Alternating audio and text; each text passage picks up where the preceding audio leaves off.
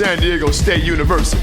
So joining the show today, we have from Idaho Sports Talk, Prater and the Ball Game. It is the one and only John Mallory joining us. John, I know we met before, but thank you for making some time and carving out in your busy schedule, man. How are you doing?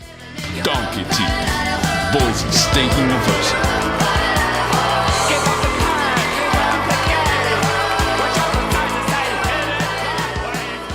I appreciate you guys, and I just like that the Mountain West has some stuff like this. The bottom of the bottomless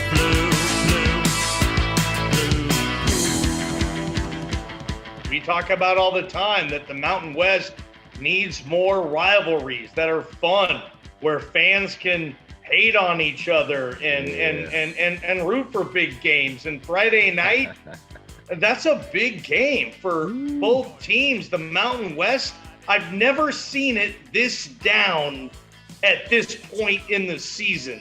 Nobody knows who's going to come out of this thing. And Friday night at Albertson Stadium in Boise, with all the drama that's going on in Boise and with everything that's came with San Diego State so far this season too, nobody's really feeling great about this matchup. And whoever can win it, I mean, that's going to be a big win for whatever team in the Mountain West that's able to get this sucker on Friday night.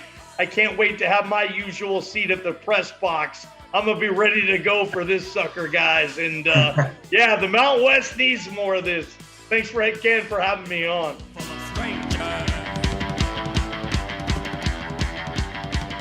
Absolutely, man. Absolutely. You know, we love these games right down here in San Diego, the Aztecs.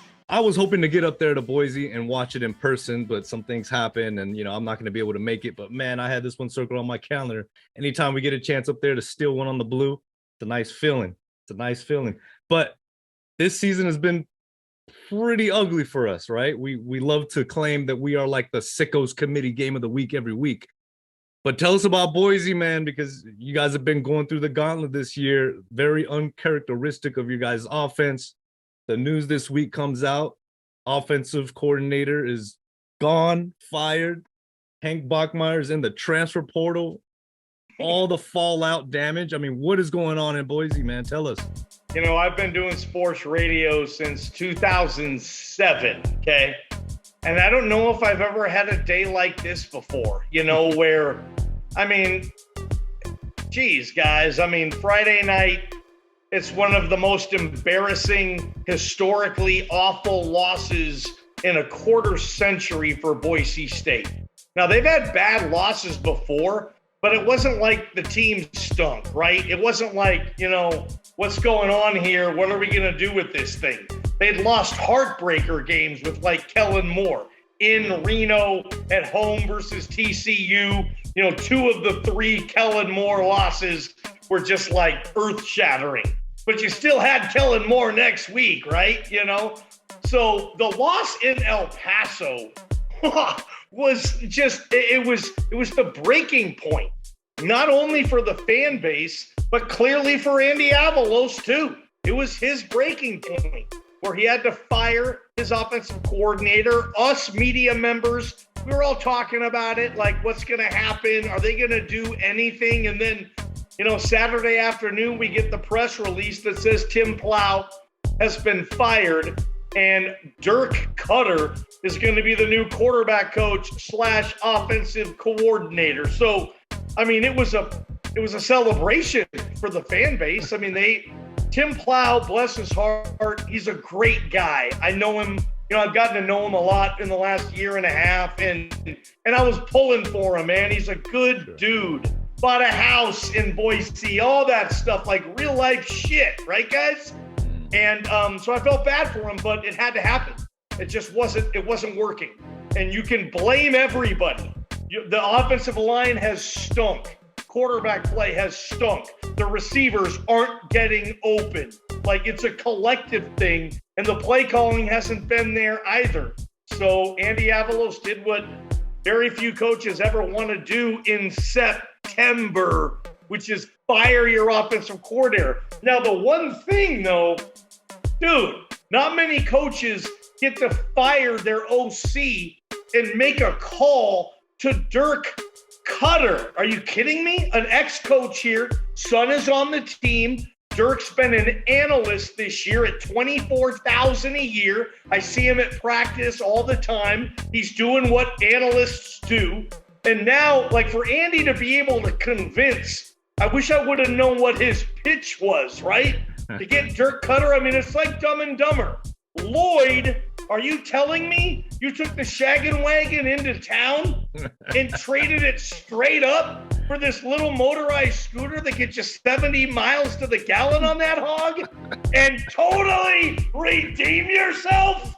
Like, that's been where the fan base has been. Like, not only did we want Plow gone, speaking for the fan base, right, but for you to bring in Dirk Cutter on this thing, who is way over qualified to be a Mountain West offensive coordinator. So now everybody's excited that Dirk is the OC and quarterback coach. Then all of a sudden, I wake up this morning, I got texts coming everywhere saying Hank's in the transfer portal. He's taking advantage of that new redshirt rule. Hank never redshirted, guys. So this is now his redshirt senior year, and he still has his COVID year in his back pocket. Yep. So Hank can make himself way more marketable now and say, I can give you 2 years. The fan base is, and Boise is, for the most part, what we've experienced is okay with this. They want to see Talon Green, the kid who came in Corvallis, have the 74-yard TD run that, I'll be honest, guys, maybe 5 quarterbacks in America can make that run. Daniel, I'm serious. You know, a 74-yard scamper against a good Pac-12 team in Oregon State. So the fans want to see Talon Green, redshirt freshman, and now Dirk Cutter is scheming for him. So it's like you take a negative and turn it into a positive. And that's why today, like I said initially before this rant, was a historic day in my life in sports radio, because now the fans are juiced. People are saying I was going to sell my tickets, but now I'm not. Like, I expect a packed house on Friday night for this sucker. Not that the grass isn't always greener, but you think expectations could be a little bit too high for what the new offensive coordinator could do in a very limited season, trying to install a new offense this year. Yeah, Freshman quarterback. Yeah. I get the excitement for change, but I mean, what are you really actually expecting performance-wise? Good question. I mean, I am in the excitement business, Dan. What I do, right? Yeah. And this has been really exciting for the Boise State fan base. Realistic expectations. We're going to talk about this a lot on our show tomorrow, because today was just kind of like, holy shnikes, what the hell just happened in the last 36 hours? Realistic expectations. I don't think Dirk Cutter makes the offensive line any better, sadly. I don't know if Dirk Cutter can scheme the wide receivers more open. You would think he could at a better level than Tim Plow was doing. There's no Khalil Shakir on this roster. There's no Cedric Wilson on this roster. There's no John Hightower on this roster. You don't have the NFL kids. I've been saying that for a while now on my show. Boise State, as far as the talent goes, they don't get 9 guys getting invited to the combine anymore. They get 2, and that's just whatever has happened. That's a whole nother freaking Sons of, Montezuma podcast on that front, right? Realistic expectations. Okay, Dirk Cutter has been a head coach in the NFL, longtime OC, really smart guy. Comparing him to Tim Plow, there is no comparison. It's a short week on a Friday. He's got a kid in Talon Green who has never started a game before. If they light it up, I mean, they're going to Han Solo Dirk Cutter. They're going to freeze his ass in carbonite, and they're going to go ahead and stick him on the Blaymire wall right now. All right, guys? But here's the thing. The fan base is cool. with Dirk Cutter. He's going to have leeway, and they're cool with Talon Green. He's a redshirt freshman. He's going to have leeway. The problem with the fan base was, look, Hank Bachmeier started week 1 for 4 straight years, and they were done with it. It just wasn't working out. And Tim Plow from UC Davis, it was a budget hire. Bronco Nation just feels like the program now is going in the right direction. I think Aztec fans are kind of envious of Bronco Nation right now with the situation we have on our offensive staff and offensive production and the way things have gone in the last, 3 years under the Hoke regime. So we can relate. They win 10 games every year with what seems like they have a serviceable quarterback. It's crazy what they do down there. And I just want to say one more thing. I loved when Rocky Long, and maybe he called this, 6 years ago, said the mystique of the blue is gone. It's not like a thing anymore. And then Brian Harsin, the one thing he ever said here that I loved, Brian Harsin responded, this was at Mountain West Media Days, I was there. Brian Harsin said, well, at least we have a stadium. And so I love the back and forth between these two programs. Like I said initially, the Mountain West needs more of this. So I expect a lot of fun on Friday night, guys. Yeah, it seems like it's kind of like a budding rivalry. There's not a lot, but there's a bit of animosity between the two programs. Like you said, starting with Rocky Long and Harsin. And then it just seems like they recruit a lot of the same players, the same guys from California. You know, that Boise team is loaded with kids from California. And so a lot of these kids played against each other in high school, and now they're wanting to play for the top group of 5 programs. And these are 2 of the top group of 5 programs. So I think it's somewhat of a budding rivalry. Hopefully we'll share a conference for a long time and it can continue to grow. Yeah, but they both find themselves in the same position this week. Like, I hear what you're saying as far as budget hires. I mean, I think all Aztec Nation feels the same way right now when it comes to our offensive coordinator. 3 years now is the 3rd year, and we're always at the bottom of the rankings in FBS offensive. That wouldn't categories. last in Boise, dude. That would not last in Boise, man. Tim Plow made it 12. Tim Plow made it 16 games, man. Unreal. Now the fan base down here is calling for it, but I don't think we necessarily have a Mr. Cutter just laying around that can just hop on. I mean, we do have Jeff Horton, who was the championship offensive coordinator those back-to-back years that we had. But it's been a little minute now since he's assumed that responsibility. And to turn it on, I mean, that leeway, I mean, this year for us, it kind of is what it is as far as the offensive position. We had Will Haskell Jr. just transferred out, but now you guys are starting the redshirt freshman. So other than that big run, I mean, what else can he do that you think is going to be effective against this Aztec defense who, okay, they let up a big score there against Utah, 35 points. We were there. We were on hand for that game. They gave Rising some issues there in the first half. Last week against Toledo, talking about a dual threat quarterback who's pretty good. Finn was very well. He only surrendered 1 turnover against Ohio State, comes in and surrenders 4 turnovers to us, the Aztecs. So tell us about your quarterback. What do you think is going to be an area that he can actually, make some way?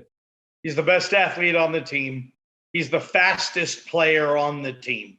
Not one other player on the team right now is faster than Talon Green. He looks like Cam Newton out there. I go to practice every day. They let the media go. He's 6'6". He looks 6'8" with the helmet on. Has a weird release. You guys will see this on Friday. Phillip Rivers meets Vince Young, kind of that weird sidearm shit. But when Khalil Shakir had his pro day last year, Khalil Shakir was a really popular player in Boise on that team last year. Leadership, real smart kid, talked about mental health, talked about his process, was just a media darling, and he bailed Hank out on a lot of shit. Hank wasn't available to throw to Shaq during his pro day because he was coming off an off-season injury. And the coaching staff, rightfully so, didn't want to put him there. So they chose Talon Green, who at the time was just coming off his redshirt year. And we were in the Kavin Williams indoor facility, tons of NFL scouts, a couple of GMs were there, and Talon Green lit it up on this Khalil Shakir pro day, guys. He placed it. We talked to Shaq after the workout, and we're like, dude, were you nervous that Hank wasn't available to throw to you here? No, I've seen this kid since he came in. Makes all the throws. Bronco Nation has just been salivating to see this kid play. Sadly for Hank, who's such a good dude, guys, great leader, a professional for a college kid. Like we all love Hank, just wasn't working. And in the Corvallis game, week 1, where Hank had that, I don't know how you explain his start. When they did put Talon in, he had 2 rushing touchdowns. One was 74 yards. It looked like Bo Jackson in the Kingdom. I'm a Seattle guy, and he was just running. He might as well not stop until Tacoma. Dan Deerdorf on the call. Like, it looked like that. Like, oh, shucks.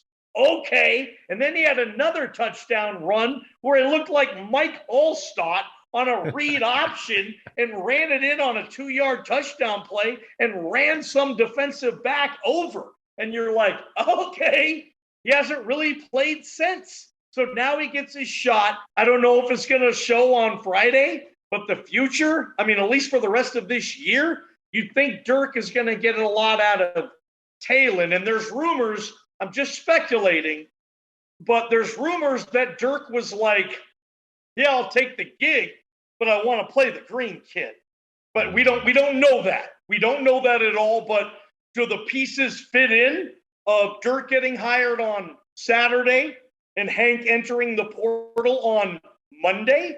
Was there a conversation of Dirk saying, hey, we're going with Talon, or it's up for grabs? Who knows? They will never tell us. Boise State is so thin-lipped with the media in this town because they can be. We have. There's nothing else to cover, so they know we're salivating to hear from them, which is fine. It's good. Boise is lucky that they have the Broncos where it's like an only child. They get all the attention. People were scared that if Hank wanted to come back next year too and exercise his COVID year, you guys know the landscape. Yeah. Later, Talon Green, he's not sitting for a 3rd year. So, again, as crazy as this is, with all the drama going on, the fans, they're thrilled, man. They can't wait for Friday night. It's going to be awesome. So similar, but so different between the two situations on us and you guys, boys. It's like, tell us why Boise's going to win, which I think you've done, but tell us why the Aztecs are going to win this game.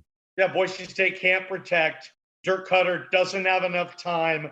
Talon Green is green. He's making his first start. The receivers haven't been able to get open. The tight ends have been banged up. And the defense, I think, by the way, you guys should be pissed that you don't have J.L. Skinner back there. I don't know how Boise stole him from San Diego. He's been terrific.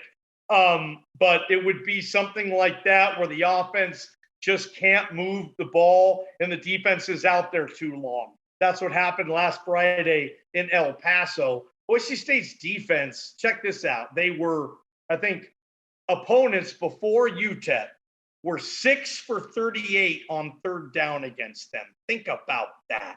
Yeah. They got off 3rd down 32 out of 38 opportunities. And then UTEP comes and they were picking up 3rd downs left and right because they were in 3rd and 2 and 3rd and 3 all game. They had their whole playbook, right?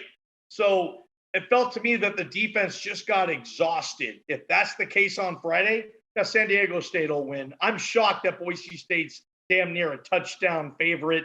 It's crazy that Las Vegas isn't listening to my show. It should be 2.5, man, not 6. I think there may be a record for punts in this game on Friday, man. Yeah, right. There could be a lot of punts, James. Hey, we got a Ray Guy of punts. Award nominee, man. We got a Ray Guy Award nominee again, man. You got to watch out. Really? Watch out. Yeah. Okay. Punter, you, man. Good for you guys. I guess. I thought the quarterback. Was it La Jolla? Is that where Burmeister's from? Yeah. Yeah. I thought that would work out better. I used to do a show in Oregon before I got the Boise gig, so I covered the Ducks. And I remember when Herbert beat out Burmeister and Burmeister transferred. So I knew about that kid a little bit. I didn't know he was from San Diego, but I thought that was a cool deal when they got him back. And you watch him play a few games, you're like, is this just kind of a hometown hero thing? Or is this guy going to, be able to get better every week? You guys would have to tell me on that. Is he still the starter? He is the starter. He's going to be starting. It's just been a really freak year for him already coming into the game and against Arizona. Suffered like a shoulder injury that he just wasn't right the rest of the game.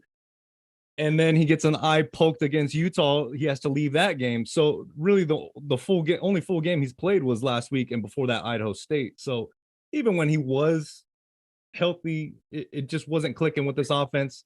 And that's what the big gripe is, right? You bring this kid in from Virginia Tech, who's a bowl caliber quarterback. He's throwing the ball for second or third in yardage there in the ACC. He comes here and the dude is barely scratching 60, 70 yards a game passing. So we're in an uproar. People want changes here, but this is what we've been used to. It's kind of falling in line with our style of offense. So, hey, what can you do? Yeah, it's kind of hard to push back against the program when they can just point to all the wins. So that's kind of the coach's fallback when they start getting pressure from the fan base about making a change. They say, "Hey, we're winning games. What do you want to do?" But we don't have quite the pull and the media scrutiny that you guys have in Boise because if everything switches to basketball or the Padres or so, there's a little bit more to talk about here. Yeah, I was in Del Mar 2 months ago. I go there every summer for the first week of August. I'm a big horse racing player, so we rent a condo at the Del Mar Beach Club and go to Del Mar Racetrack all the time. I love San Diego. It's my dream city. We hope to settle down there someday. So, I wouldn't be excited to go there and cover Aztec football. That's for damn sure, man.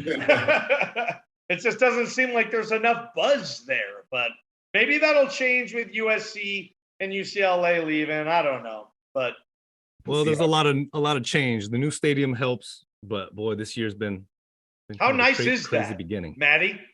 Man, it's a beautiful stadium. Oh, of course I've been there, man. We're season ticket holder. We're diehard.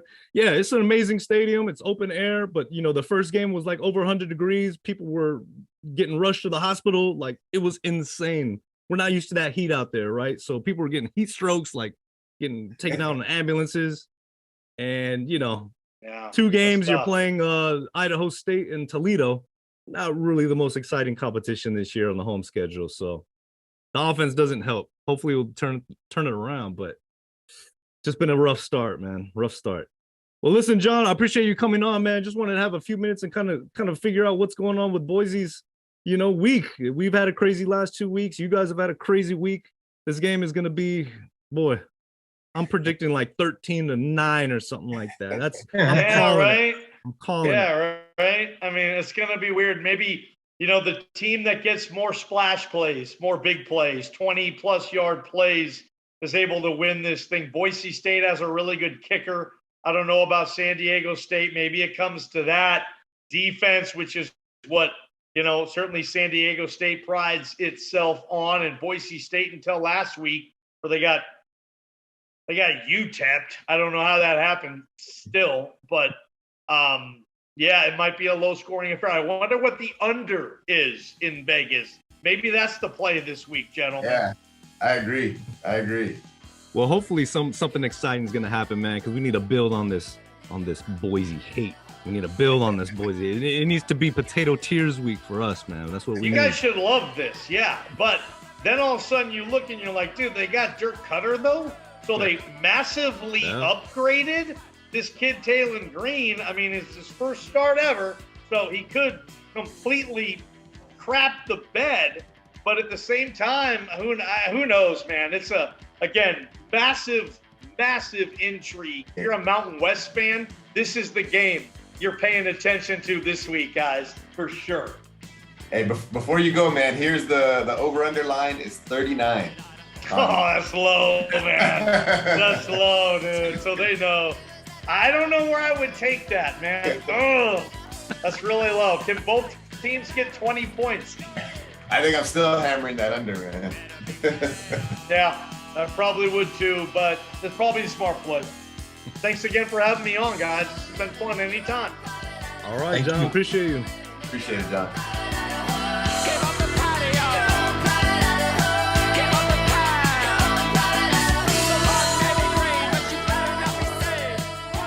Dude, I can't do it to those radio guys, dude. I bet you when he's like with his girlfriend, he's like this, like, hey, how you doing? Quiet. And then he's on, gets on, like, hey, he doesn't remember to go to the game. Yeah, and like, you know, I didn't even get to talk to him about it, but their offensive line has been the weakness of that team for years now. And if you're going to try to cover up for a bad offensive line, it helps to have a guy that can run the ball back there at quarterback. So they're going to be dangerous, man. If he can find some creases in that defense, which is very possible the way that defense is with all the twisting and stunts and things they do.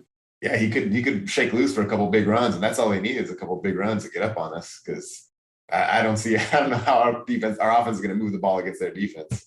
I just find it fascinating, their quarterback situation, their redshirt quarterback, kind of similar to what we had with Haskell, right? They totally mirror each other. Did we really? Okay, yeah. That makes sense to me. We're and then Haskell committed.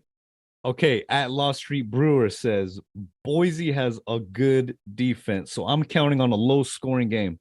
How does our defense get to green and create turnovers to give our offense short fields? I think the turnover issue might be tough because I think they're going to have such a watered down offense. I think they'll probably be ultra conservative. I'm worried about him getting to the outside and making some plays like he did against Oregon State. I mean, how many points do we gotta be able to score to win? I think that's the question.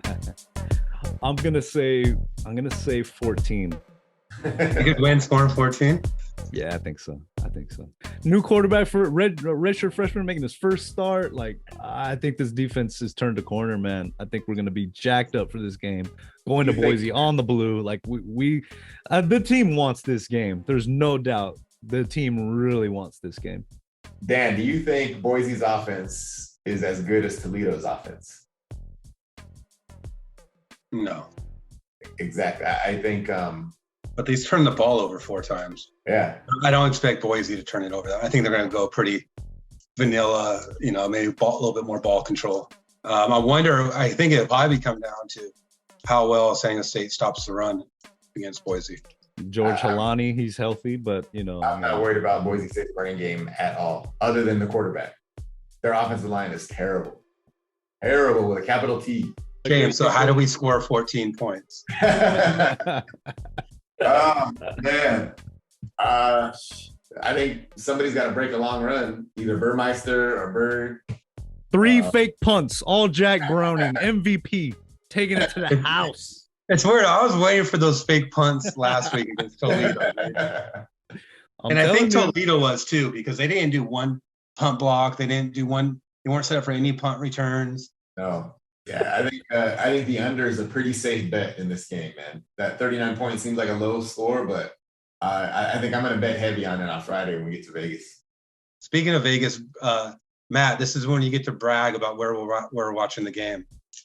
So I wanted to go to the Boise game myself. I got family up there. Coach C is actually making the trip because he's got family in Idaho. So I was excited to go, and then things happened, right? My leg. But I'm excited, us 3. We're going to be chilling in Vegas at the Circa pools, watching the game, hopefully on that giant screen that's bigger than anything that Snapdragon has for a big screen. In a cabana, dude. In a cabana. Inside the cabana, there's a 65-inch screen that we can put on whatever game we want. So. Yeah, that's what I'm talking about. Yeah. Yeah, so if you're in Vegas, hit up the Stadium Swim Club on Friday. We'll be there watching the game, man. I might call you peasants as we're hanging out in our cabana, but you'll get a good chuckle out of it. We're gonna be like that meme of those aristocrats looking over the crowd. All right, we didn't do last week our players of the game, offensive defense. So let's start it over for this game against Boise, guys. It's gonna be an ugly one, but I'm gonna go first. I'm picking offensive player of the game, Jack Browning. Yes, doing it. It's very possible. It's very possible. Dan loves that pick. He loves That's it. a good call. Who wants to go next? James. All right, I'll go next. Jeez, I was gonna say I don't know if he's gonna be healthy though, but I'll say it anyway because he deserves some respect. My boy Jalen Armstead. He's looked good, man. He's been close to breaking a few runs, so I think he might. If he plays, he might do it this week. I think Chance Bell's coming back this week, right? Oh yeah, that's a good call. That'd be great. We could use that little burst in the backfield, but I think it's definitely gonna be a running back.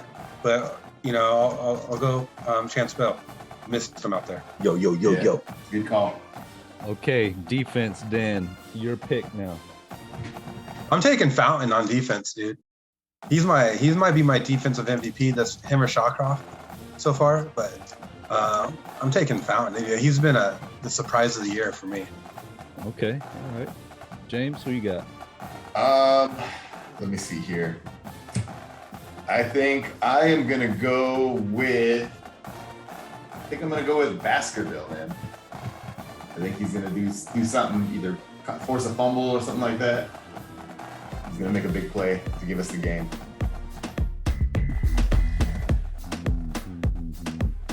Well, this is a tough one, man, because I think there's so many guys that are going to have opportunities. I think we are going to turn Boise over, to be honest with you.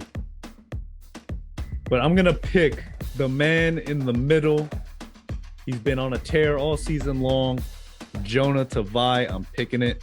I think he's going to have himself some fun. I think he's going to have some fun in this game. They're going to be hyped up for this game. So outside of that Arizona game, he's been special throughout. Yeah. He's been really good. Active everywhere. Disruptive, Mm-hmm. Yeah, that Arizona game was so weird looking back now, man, because that's not the way this defense is played pretty much the rest of the year. They kind of look bad at times against Idaho State, but they turned the switch on. Whatever they've done, the switch is on, and they're starting to play like we thought they were going to be this year. It sucks because if you look at that Utah score, you think that our defense sucked. And it's so not a fair representative of how well they play. Yeah. They shut down a pretty high-powered Utah offense for almost the whole half. Anyway. All right. All right, Joe. See you guys. San Diego State University.